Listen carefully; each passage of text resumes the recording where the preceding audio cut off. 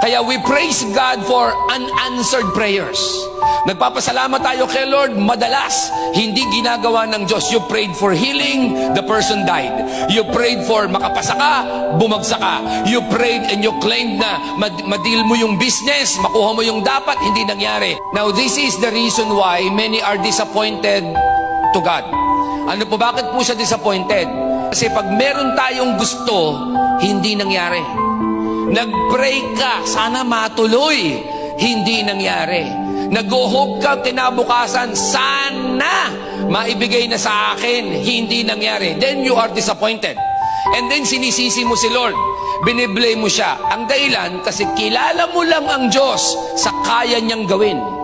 Pero pagkakilala mo talaga ang Diyos, dapat kilala mo rin ang Diyos sa hindi niya gagawin. At eto pa, mahal ko ang Diyos at mahal mo ang Diyos sa kaya niyang gawin. Pero ito pinakamatindi, mas minamahal ko ang Diyos sa mga bagay na hindi niya ginagawa sa akin.